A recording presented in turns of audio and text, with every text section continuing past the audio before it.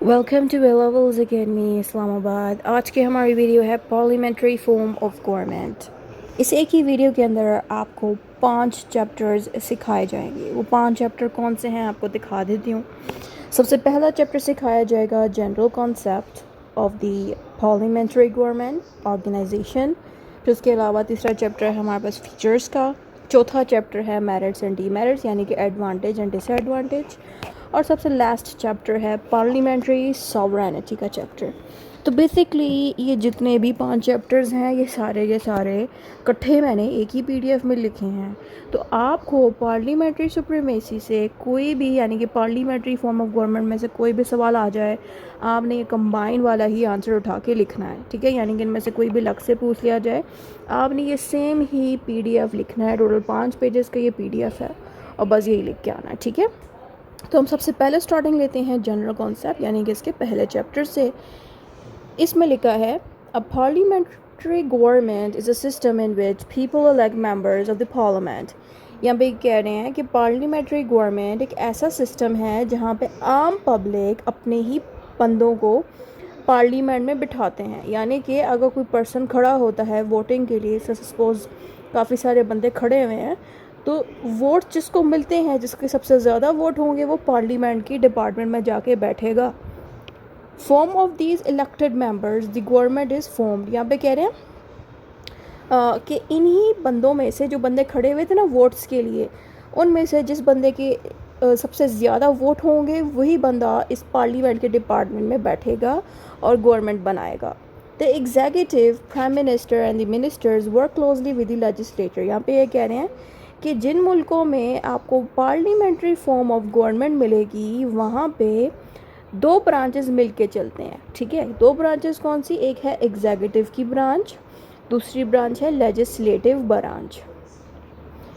जो एग्जीक्यूटिव की ब्रांच है उसमें क्या होता है, एक प्राइम मिनिस्टर होता है और बाकी के इसके साथ मिनिस्टर्स होते हैं जो कि मुल्क को चलाते हैं। अगर हम बात करें लेजिस्लेटिव ब्रांच की, इनका काम होता है मुल्क के लिए लॉज बनाना। आम तौर पे ये अलग से वर्क करते हैं, लेकिन जिन मुल्कों में पार्लियामेंट्री फॉर्म ऑफ गवर्नमेंट है, जिसका टॉपिक अभी हम पढ़ रहे हैं, वहाँ पे क्या होता है कि एग्जीक्यूटिव एंड लेजिस्लेटिव ब्रांच मिल के चलते हैं, ठीक है, एक दूसरे के साथ, और बहुत क्लोजली कनेक्टेड होते हैं। इसका मतलब ये है कि एग्जीक्यूटिव ब्रांच जो भी एक्शन लेगी, एग्जीक्यूटिव ब्रांच को जवाब देना पड़ेगा पार्लियामेंट को, यानी कि पार्लियामेंट है लेजिस्लेटिव ब्रांच, ठीक है। तो इस तरह से ये दोनों एक दूसरे के साथ मिल के चलते हैं। और इवन एग्जीक्यूटिव ब्रांच में जो प्राइम मिनिस्टर बैठा होता है और मिनिस्टर्स बैठे होते हैं, वो सारे के सारे इलेक्ट होके, यानी कि पार्लियामेंट के अंदर से ही सिलेक्ट होके बैठाए जाते हैं। कैसे सिलेक्ट होते हैं कि पार्लियामेंट में कुछ बंदे हैं जो खड़े होते हैं और कहते हैं कि हमें आप वोट दें ताकि हम प्राइम मिनिस्टर बने। तो इस तरह से फिर जिनको सबसे ज़्यादा वोट मिलता है वो प्राइम मिनिस्टर वो बंदा बनता है और बाकी के मिनिस्टर्स इसी तरह से उनको भी वोटिंग दी जाती है। अच्छा, अब हमारी नेक्स्ट हेडिंग आती है meaning of the parliamentary government. इसमें लिखना है in simple words a parliamentary government is a system in which the cabinet made up of members of the parliament runs the country. यहाँ पे ये लिखा है कि पार्लियामेंट्री गवर्नमेंट में क्या होता है कि कैबिनेट एक ऐसा डिपार्टमेंट या इदारा बनाया जाता है जिसके अंदर प्राइम मिनिस्टर बैठा होता है और बाकी के मिनिस्टर्स, ठीक है, जो कि पार्लियामेंट ही बना के देती है। यानी कि पार्लियामेंट ही, ज़ाहिर है मैंने पहले ही बता दिया था कि पार्लियामेंट के अंदर से ही क्या ये एग्जीक्यूटिव डिपार्टमेंट के बंदों को सिलेक्ट किया जाता है, प्राइम मिनिस्टर और बाकी मिनिस्टर्स को, और यही पार्लियामेंट इनके लिए कैबिनेट का इदारा बना के देती है जहाँ पे ये तमाम मिनिस्टर्स बैठ के गवर्नमेंट को चलाने का काम करते हैं। फिर हमारे पास नेक्स्ट हेडिंग आती है की ideas. The government must always keep the confidence of the parliament. यहाँ पे ये लिखा है कि जो गवर्नमेंट है उसको चाहिए कि वो पार्लियामेंट के साथ कॉन्फिडेंस मेंटेन रखे। अब ये लाइन बहुत से स्टूडेंट्स को समझ नहीं आती, ठीक है, ये वाली लाइन बिल्कुल भी स्टूडेंट्स को समझ नहीं लगती। इसका रीज़न ये है कि होता क्या है ना कि जो पार्लियामेंट है, ठीक है, उसी के अंदर से बंदे जो हैं वोट लेके कैबिनेट यानी कि एग्जीक्यूटिव डिपार्टमेंट में बैठते हैं, ठीक है। यहाँ पे मैं लिख देती हूँ कि इस तरह से एक डब्बा बना हुआ है, समझ लें ये जो बॉक्स है ये पार्लियामेंट है और ये बाकी के जो डॉट्स आपको दिख रहे हैं ये मेंबर्स हैं। अब इसी मेंबर में से समझ लें एक बंदा प्राइम मिनिस्टर बन गया और बाकी के मिनिस्टर बन गए हैं, ठीक है। तो ये क्या हुआ, ये होगी एग्जीक्यूटिव ब्रांच के बंदे। अब एग्जीक्यूटिव ब्रांच के बंदे का क्या काम होता है, गवर्नमेंट को चलाने का काम होता है, राइट। तो गवर्नमेंट को चाहिए कि वो अपना कॉन्फिडेंस पार्लियामेंट से ख़त्म ना करे। कॉन्फिडेंस का मतलब ये है कि पार्लियामेंट को ये ना लगे कि गवर्नमेंट में जिन बंदों को हमने प्राइम मिनिस्टर और मिनिस्टर बनाया है, जो गवर्नमेंट को चला रही है, वो गवर्नमेंट को सही चला नहीं सकती। ये चीज़ फील ना हो पार्लियामेंट को, बल्कि पार्लियामेंट को लगे कि गवर्नमेंट जो है अच्छे से चल रही है और कॉन्फिडेंस मेंटेन रहे। अगर कॉन्फिडेंस रहेगा तभी ये जो मिनिस्टर्स हैं ये अपनी जॉब पे रह सकते हैं। अगर पार्लियामेंट का कॉन्फिडेंस ख़त्म हो गया इस गवर्नमेंट पे और इन मिनिस्टर्स पे, तो अपने आप ही ये जो एग्जीक्यूटिव्स हैं, ये प्राइम मिनिस्टर और मिनिस्टर्स, इनको जॉब छोड़नी पड़ेगी। फिर आता है if parliament withdraws it's support the government must resign. यहाँ पे कह रहे हैं कि अगर पार्लियामेंट का कॉन्फिडेंस इस गवर्नमेंट से ख़त्म हो जाए तो गवर्नमेंट के तमाम लोगों को रिज़ाइन करना पड़ेगा, यानी कि प्राइम मिनिस्टर को और उसके बाकी के मिनिस्टरों को रिज़ाइन करना पड़ेगा। अब हमारी नेक्स्ट हेडिंग आती है definitions of the parliamentary government. यहाँ में मैंने एक डिक्शनरी यानी एक पर्सन की डेफिनेशन दी है। आपके पास दो डेफिनेशंस हैं, इनमें से कोई भी एक उठा के आप लिख सकते हैं एग्ज़ाम पेपर में, जो भी आपको इनमें से ईजी लग रही है। सबसे पहले आती है Merriam Webster's dictionary. Real executive power is in the hands of the cabinet and the cabinet is responsible to the parliament. Merriam Webster's dictionary कहती है कि एग्जीक्यूटिव पावर कैबिनेट के डिपार्टमेंट के पास होती हैं, जहाँ पे प्राइम मिनिस्टर और बाकी के मिनिस्टर्स बैठे होते हैं, और ये जो कैबिनेट है ये रिस्पॉन्सिबल होती है पार्लियामेंट को, यानी कि कैबिनेट में जितने मेंबर्स बैठे होते हैं उनको अपने तमाम हरकतों पर और एक्शन पे पार्लियामेंट को जवाब देना पड़ता है। अब गार्नर एक पर्सन है, उन्होंने कहा है it is a system where the executive and the legislature work closely together and the executive must answer to the legislature. This is why it is called the responsible government. यहाँ पे Garner हमें बता रहे हैं कि parliamentary form of government एक ऐसी government है जहाँ पे एग्जीक्यूटिव एंड लेजिस्लेटिव डिपार्टमेंट एक दूसरे के साथ मिलके बहुत क्लोजली चलते हैं। इसका मतलब है कि एग्जीक्यूटिव डिपार्टमेंट जो भी गवर्नमेंट चलाने का काम करेगी तो लेजिस्लेटिव डिपार्टमेंट को उसको जवाब देना पड़ेगा। अगर बहुत से स्टूडेंट्स को यहाँ से लेजिस्लेचर एग्जीक्यूटिव एंड लेजिस्लेचर का फ़र्क नहीं पता, तो एग्जीक्यूटिव की वीडियो यहाँ टॉप पे मैं लगा दूँगी, उसका वीडियो लिंक है। आप जब इस पे क्लिक करेंगे तो एग्जीक्यूटिव वाली वीडियो प्ले होना शुरू हो जाएगी। अगर आपको लेजिस्लेचर की देखनी है तो उसका भी मैं यहाँ टॉप पे लिंक लगा दूँगी, ताकि आपको, अगर आपने वो वीडियोज़ नहीं देखी, आप देख लें, ताकि आपको ये दोनों डिपार्टमेंट्स का अच्छे से समझ लगे कि एग्जीक्यूटिव क्या होता है और लेजिस्लेटिव क्या होता है। तो बेसिकली जब वो दोनों चैप्टर्स आएंगे तभी आपको ये वाला पार्लियामेंट का चैप्टर आएगा। अब हमारी नेक्स्ट हेडिंग आती है basic idea of the parliamentary system. Basic idea का मतलब ये है कि इस पूरे पार्लियामेंट्री सिस्टम में ऐसा क्या है, आपने बताना है कि जो पार्लियामेंट है उसी के पास ही सारा कंट्रोल होता है, यानी कि पार्लियामेंट ही लॉज बनाती है और गवर्नमेंट को कंट्रोल रखने का सारा पावर्स, मेजॉरिटी पावर्स इसी के पास ही होती हैं।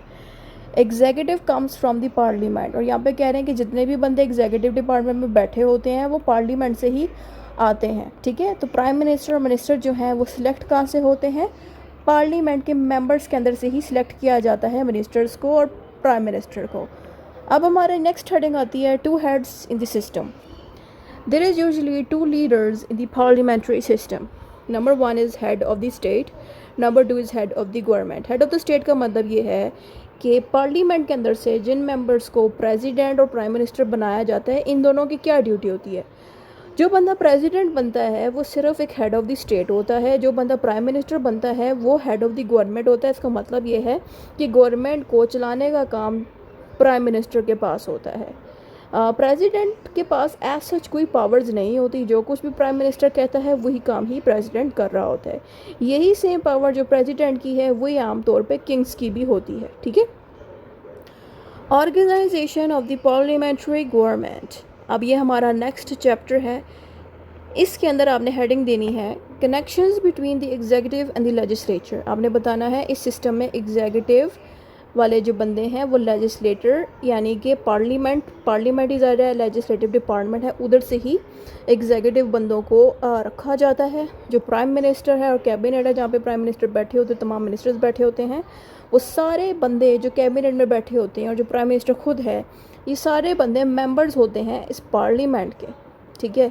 और पार्लियामेंट के सहारे ही चल रहे होते हैं, यानी कि अगर पार्लियामेंट इनको सपोर्ट अगर ना दे प्राइम मिनिस्टर को, कैबिनेट को, तो फिर ये पूरी की पूरी गवर्नमेंट ख़त्म हो जाती है। नेक्स्ट हेडिंग आती है confidence of the parliament. The government must maintain the confidence of the parliament. If the majority of the members lose trust in the government it must resign. यहाँ पे ये कह रहे हैं कि जो गवर्नमेंट है उसको चाहिए कि वो पार्लियामेंट का कॉन्फिडेंस मेंटेन करे। ये बेसिकली वही लाइन है जो हमने थोड़ी देर पहले ऊपर पढ़ी थी। इसमें मज़ीद लिखा है, फर्दर लिखा है कि जितने भी मेंबर्स हैं जो गवर्नमेंट को चला रहे हैं उन तमाम मेंबर्स को रिज़ाइन करना पड़ेगा अगर उस गवर्नमेंट पे से पार्लियामेंट का ट्रस्ट और कॉन्फिडेंस ख़त्म हो जाए। गवर्नमेंट की बात यहाँ पे हो रही है एग्जीक्यूटिव डिपार्टमेंट की, ठीक है। फिर आता है main parts of the parliamentary government. Parliamentary government के कितने हिस्से हैं उसके बारे में अब आपने बताना है। सबसे पहले आता है हमारे पास पार्लियामेंट, ठीक है। पार्लियामेंट क्या है? लेजिस्लेटिव ब्रांच है जो कि लॉ बनाने वाला इदारा है। तो पार्लियामेंट क्या होता है कि पार्लियामेंट एक लॉ मेकिंग बॉडी है जो बजट्स और पॉलिसीज़ वगैरह अप्रूव करने का काम करती है। गवर्नमेंट को रिमूव कर सकती है अगर पार्लियामेंट का गवर्नमेंट में से कॉन्फिडेंस ख़त्म हो जाए। तो निकाला कैसे जाता है एग्जीक्यूटिव की ब्रांच के मेंबर्स को ख़त्म, मतलब रिज़ाइन करने के लिए कैसे करते हैं काम कि पार्लियामेंट क्या करती है, गवर्नमेंट के ऊपर नो कॉन्फिडेंस के वोट पास करती है। अगर ज़्यादा लोगों ने नो कॉन्फिडेंस का वोट पास कर दिया गवर्नमेंट के ऊपर तो गवर्नमेंट के अंदर जितने भी मेंबर्स बैठे होते हैं, चाहे वो प्राइम मिनिस्टर हो, मिनिस्टर्स हों, उन सबको रिज़ाइन करना पड़ता है। दूसरी पार्ट आ जाता है प्राइम मिनिस्टर का। आपने बताना prime minister basically head of the government होता है और ये लीडर भी होता है। बेसिकली प्राइम मिनिस्टर जो है ना वो मेन लीडर होता है, गवर्नमेंट को चलाने का काम करता है। प्राइम मिनिस्टर कंट्रोल रखता है कैबिनेट की ब्रांच पे और गवर्नमेंट की तमाम पॉलिसीज़ पे इसी का ही कंट्रोल होता है। फिर आता है कैबिनेट। कैबिनेट के बारे में बताना है group of senior ministers chosen by the prime minister. Cabinet में क्या होता है कि कुछ सीनियर मिनिस्टर्स होते हैं जिसको प्राइम मिनिस्टर खुद ही अपने लिए सिलेक्ट करता है। तमाम मिनिस्टर्स बेसिकली गवर्नमेंट के डिफरेंट डिपार्टमेंट को संभालने का काम करते हैं और ये सारे मिल के एक दूसरे के साथ चलते हैं। अगर कोई डिसीजन लेना हो कंट्री के लिए, ठीक है, कोई कंट्री के लिए डिसीजन लेना हो तो मिल के डिसीजन लेते हैं। फिर आगे आता है head of the state. Head of the state में आ जाता है प्रेसिडेंट और किंग्स, ठीक है, किंग्स एंड क्वींस। तो जो प्रेसिडेंट है और जो मोनार्च है, मोनार्च में आते हैं Kings and queen's.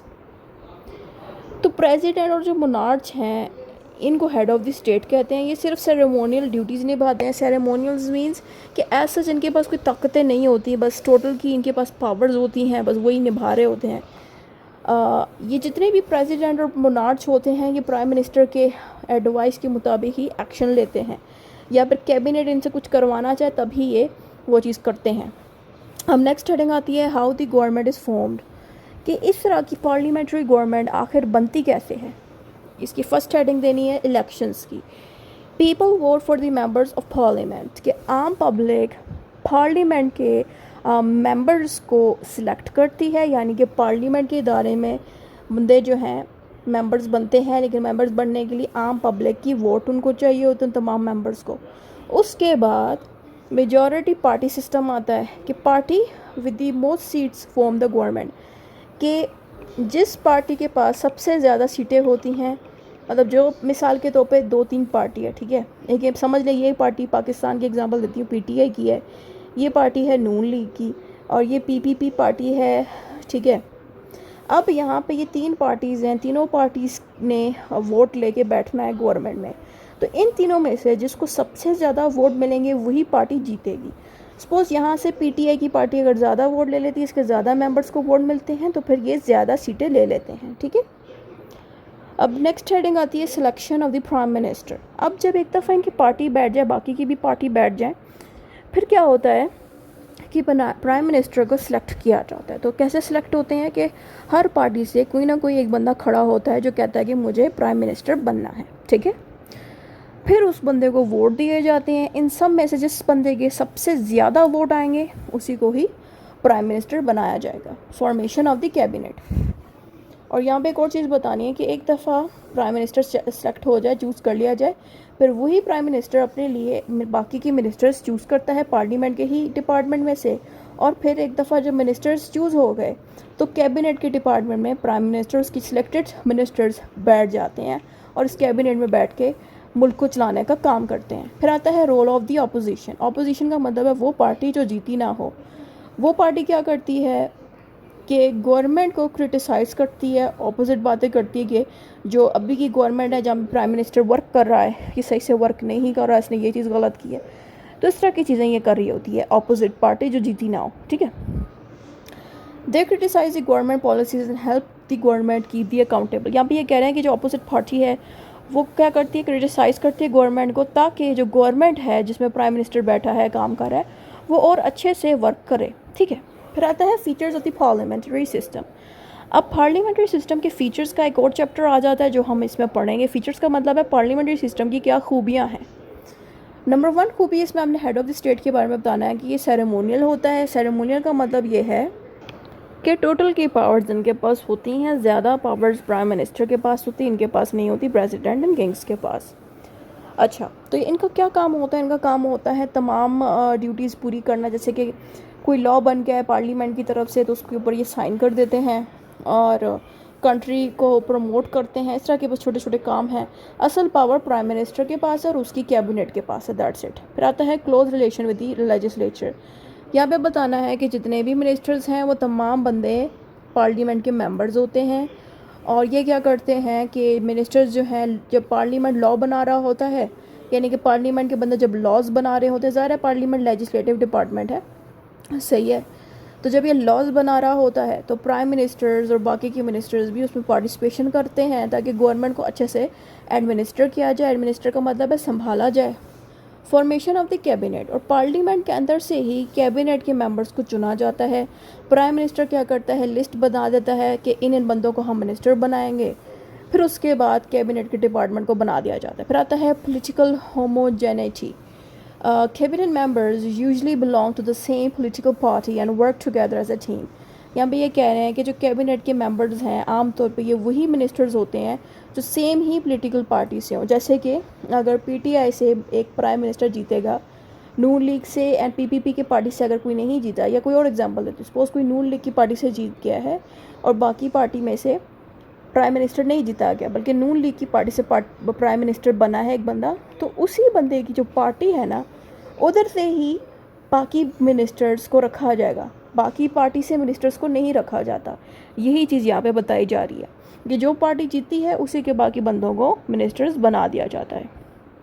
Leadership of the prime minister, इसमें बताना है कि जो प्राइम मिनिस्टर है उसके पास पावर ज़्यादा होती है गवर्नमेंट को कंट्रोल करने की। जैसे कि कैबिनेट को लीड करता है, बताता है कि कैबिनेट किस तरह काम करे, मीटिंग वगैरह रखवाता है, गवर्नमेंट की तमाम पॉलिसीज़ पे कंट्रोल रखना है और तमाम चीज़ों पे साइन वगैरह कर सकता है। और ये चाहे तो मिनिस्टर्स को रिज़ाइन भी करवा सकते हैं, यानी कि जॉब से हटवा भी सकता है मिनिस्टरों को।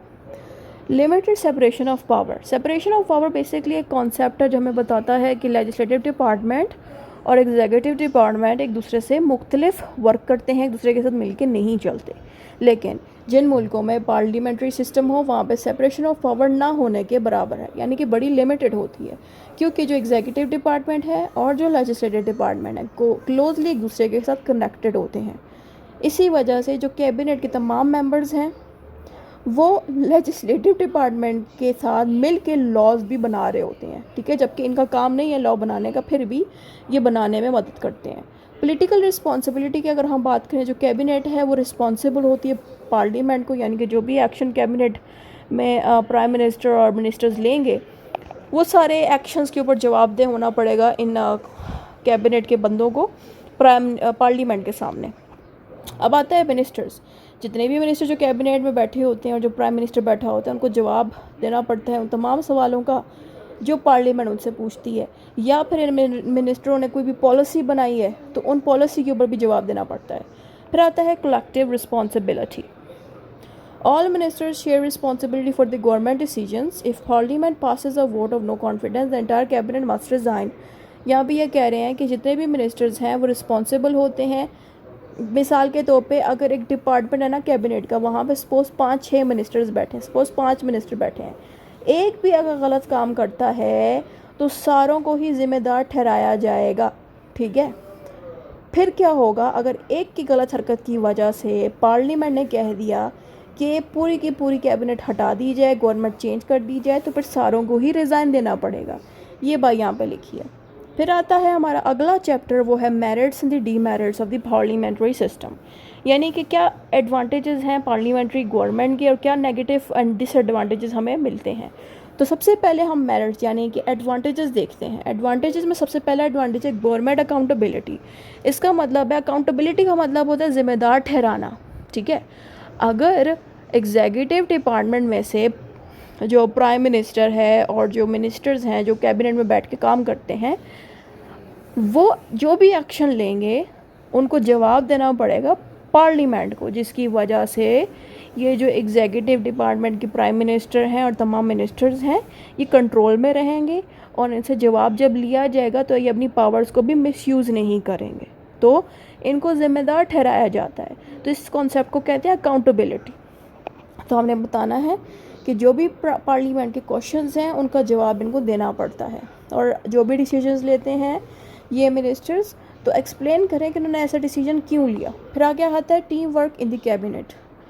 Team work in the cabinet का मतलब ये है कि प्राइम मिनिस्टर और बाकी के तमाम मिनिस्टर्स मिल के एक दूसरे के साथ चलते हैं, मुल्क को चलाने का काम करते हैं। फिर आता है हमारे पास corporation between the legislature and executive, यानी कि लेजिस्लेटिव ब्रांच और जो एग्जीक्यूटिव ब्रांच है एक दूसरे के साथ मिल के कॉर्पोरेशन के साथ चलते हैं।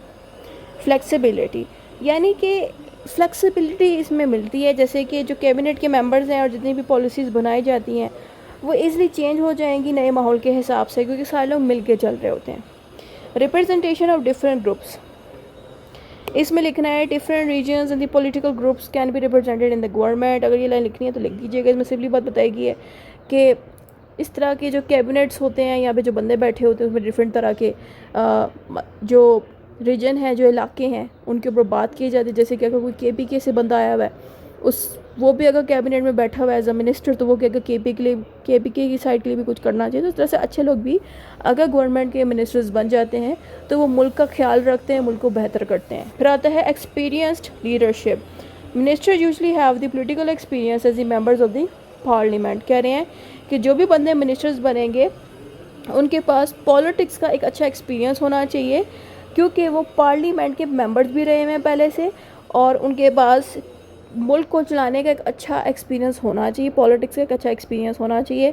ये तभी आपके पास एक्सपीरियंस होता है जब आप ऑलरेडी पार्लियामेंट के मेंबर होते हो। सपोज़ आप अगर मेंबर ना होते और ऐसे ही एक आम पर्सन होते, डायरेक्ट मिनिस्टर्स बन जाते, तो आपके लिए मुल्क चलाना बहुत मुश्किल होता। लेकिन अगर आप ऑलरेडी पार्लियामेंट के मेंबर थे और आपने पॉलिटिक्स सीखी है, फिर आप अगर मिनिस्टर बनते हो तो आप मुल्क भी अच्छे से चला सकते हो। ये बात यहाँ लिखी है। फिर आगे आता है prevention of the dictatorship. Dictatorship का चैप्टर अगर आपने नहीं पढ़ा, उसका टॉप पे मैं यहाँ लिंक लगा देती हूँ, लाजमी देख लीजिएगा वो वीडियो भी। डिक्टेटरशिप के अंदर जो मुल्क जहाँ में पार्लियामेंट्री सिस्टम होता है वहाँ पे डिक्टेटरशिप टाइप की गवर्नमेंट नहीं होती, वहाँ पे आपको डेमोक्रेसी मिलेगी।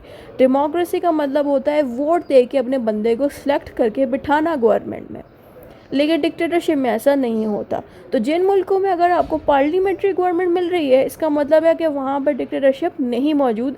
ये बात यहाँ पे लिखी है कि यहाँ पे डिक्टेटरशिप नहीं होती, यानी कि गवर्नमेंट क्या करती है, वो अकेले वर्क नहीं करती, उनको पार्लियामेंट को जवाब देना पड़ता है, जिसकी वजह से जो गवर्नमेंट है वो डिक्टेटरशिप का रोल नहीं निभा पाती, क्योंकि गवर्नमेंट जो है पार्लियामेंट को जवाब दे रही है। फिर आता है डिमेरिट्स या डिसएडवांटेज, सेम ही बात होती है। अब नेगेटिव होती है बात, डिसएडवांटेज एंड डिमेरिट्स। तो नेगेटिव पॉइंट्स क्या हैं पार्लियामेंट के, वो अब हम जानते हैं। सबसे पहली पॉइंट आती है गवर्नमेंट इंस्टेबिलिटी। यहाँ पे ये कह रहे हैं कि बहुत ज़्यादा अगर पार्टी इस तरह से इन्वॉल्व होगी हर तरह के डिसीजंस मेकिंग में, तो गवर्नमेंट अच्छे से नहीं चलेगी। यहाँ पे ये कह रहे हैं कि अगर बार बार पार्लियामेंट यानी कि लेजिस्लेटिव डिपार्टमेंट एग्जीक्यूटिव के मामला में दखल अंदाजी देगी और बार बार पूछेगी तुमने ये काम इस तरह क्यों किया, वो ऐसा क्यों किया, तो जो गवर्नमेंट है वो सही से नहीं रह पाएगी, उसको बाद में फिर वो गवर्नमेंट फॉल हो जाती है, ख़त्म हो जाती है। ये हम नेगेटिव पॉइंट लिख सकते हैं। अगला पॉइंट है strong party influence. Party leaders में control government decisions too much. यहाँ भी ये कह रहे हैं कि जो पार्टी, जो अपोजिट पार्टी जो जीतती नहीं है, वो ज़ाहिर है बार बार दखल देगी, तो उसका जो दखल देना होता है ना, उससे भी बहुत ज़्यादा गवर्नमेंट में जो ऑलरेडी पार्टी जो जीत गई है, जो इसके प्राइम मिनिस्टर जो वर्क कर रहा है, उसकी पार्टी में बार बार जो अपोजिट पार्टी घुसेगी तो वो बंदा तंग होगा, काम भी सही से वर्क नहीं कर सकेगा, या फिर बाकी के मिनिस्टर सही से वर्क नहीं कर सकेंगे। तो ये एक नेगेटिव पॉइंट हमें देखने को मिलता है इसमें। फिर आगे आता है weak separation of power. Separation of power ज़्यादा इसमें होती नहीं है, एग्जीक्यूटिव एंड लेजिस्लेटिव मिलकर चलते हैं, जिससे क्या होता है कि बहुत ज़्यादा लेजिस्लेटिव ब्रांच एग्जीक्यूटिव के मामला में दखल देती है, जिससे लेजिस्लेटिव ब्रांच ही फिर वर्क कर रही होती है एग्जीक्यूटिव का, तो ये चीज़ एक अच्छी चीज़ नहीं होती। ये बात आप नेगेटिव पॉइंट में लिख सकते हो। फिर क्या आता है प्रॉब्लम्स इन दी कोलिटेशन गवर्नमेंट। ये पॉइंट बेशक आप स्किप करते हैं, मुश्किल है। नेक्स्ट आता है strong power of the prime minister. Strong power of the prime minister का मतलब ये है कि प्राइम मिनिस्टर बड़ा स्ट्रॉन्ग तो ज़रूर होता है बाकी मिनिस्टर्स के कंपेयर, लेकिन ज़ाहिर है प्राइम मिनिस्टर के जो बाकी के मिनिस्टर्स हैं अगर वो भी अच्छे से वर्क नहीं करेंगे तो प्राइम मिनिस्टर से ही सवाल किया जाएगा कि आपके मिनिस्टर्स अच्छे से वर्क क्यों नहीं कर रहे। तो इस तरह से सारी चीज़ें इसमें मिक्स होकर चलती है। फिर क्या आता है फ्रीक्वेंट इलेक्शंस।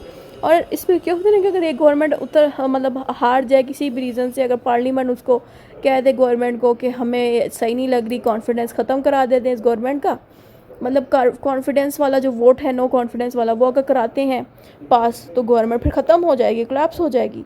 फिर क्या होता है नए इलेक्शन होंगे और फिर इस तरह से बार बार एक इंस्टेबिलिटी आपको मुल्क में देखने को मिलेगी। यानी कि जब आपने देखा होगा अक्सर के जिन मुल्कों में बार बार इस तरह से प्राइम मिनिस्टर्स चेंज हो रहे हैं तो उन मुल्क में ना बड़ी इंस्टेबिलिटी होती है, पैसा सही से जनरेट नहीं हो रहा था, इलेक्शन ही होते रहते हैं, ठीक है।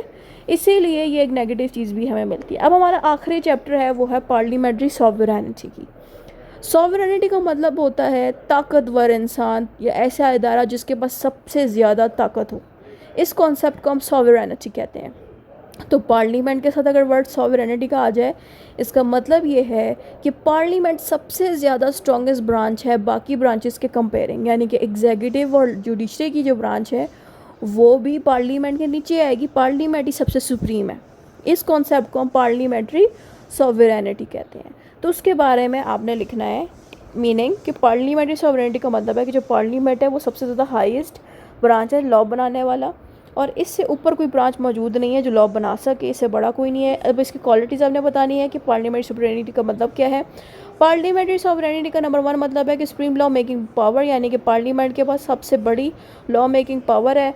Laws can not be cancel or by others, कह रहे हैं कि जो लॉज एक दफ़ा ये पार्लियामेंट बना दे कोई कोर्ट या कोई भी इदारा अथॉरिटी इनके बनाए हुए लॉज को ख़त्म या कैंसिल नहीं करा सकती। Powers to change the law, इनके पास पूरी पावर होती है कि लॉज और लॉज को रिमूव भी करा सके या चेंज भी करा सके जब पार्लियामेंट का दिल चाहे। Authority over all subject, all subject का मतलब है कि parliament education, health, crime, roads and हर तरह के मामला और मैटर्स पे इन्वॉल्व होती है और लॉज बना के दे सकती है। फिर आता है importance of the parliamentary sovereignty, यानी कि पार्लियामेंट्री सॉवरेनिटी की क्या इंपॉर्टेंस है। इंपॉर्टेंस ये है कि ये मुल्क में डेमोक्रेसी सिस्टम को प्रोटेक्शन देने का काम करती है। जैसे कि तमाम पावर्स इलेक्टेड रिप्रेजेंटेटिव के हाथ में होते हैं। इलेक्टेड रिप्रेजेंटेटिव वो बंदा होता है जिसको हम वोट दे के पार्लियामेंट में बिठाते हैं, ठीक है। तो ज़ाहिर है इस बंदे के पास सारी पावर होती है जो कि पार्लियामेंट में बैठा होता है, तो वही सारे चीज़ें हैंडल फिर करने का काम करता है, यानी कि आम पब्लिक के लिए ही काम करता है, जिसके लिए ये अच्छी चीज़ है। फिर आगे आता है ability to solve the new problems. Parliament में एक और ख़ासियत है कि तमाम लॉज नए बना सकता है बदलते सोसाइटी के हिसाब से, जिसकी मदद से ये फ़ायदा होता है कि कोई प्रॉब्लम ही क्रिएट नहीं होती सोसाइटी में, क्योंकि ज़ाहिर नए लॉज जो ऑलरेडी इसने बना के दे दिए हैं मुल्क को चलाने के लिए। फिर क्या कहता है control over the government, government पे कंट्रोल रखती है, जैसे कि गवर्नमेंट के जो एग्जीक्यूटिव ब्रांच है वो अपनी पावर मिसयूज़ ना कर सके, वहाँ पे ये पार्लियामेंट पूरा चेक कर कंट्रोल रखती है। Limitations of the parliamentary sovereignty, इसमें बताना है कि पार्लियामेंट्री सॉवरेनिटी पे कहाँ पे कंट्रोल आ जाता है, कहाँ पे ये लिमिटेड हो जाती है इसकी पावर। उसमें बताना है राइट्स ऑफ द पीपल, यानी कि जहाँ पे इंसानों के राइट्स, आम पब्लिक के राइट अगर वायलेट हो रहे हों वहाँ पार्लियामेंट पीछे हटेगी, कोई एक्शन नहीं लेगी। इंटरनेशनल एग्रीमेंट्स, यानी कि इंटरनेशनल एग्रीमेंट्स अगर करने हों वहाँ पार्लियामेंट इन्वॉल्वमेंट नहीं देगी। Court interpretation of the laws, कह रहे हैं कि जहाँ पे कोर्ट इन्हीं के बनाए हुए लॉज को इंटरप्रिटेट यानी कि आसान करने का काम करेगी, वहाँ पे ये खामखा इन्वॉल्व नहीं होगी, ठीक है। कंक्लूजन, जो भी हमने ऊपर पढ़ा है वही चीज़ हमने शॉर्ट करके कंक्लूजन में लिखनी है। इतना ही था इस वीडियो में।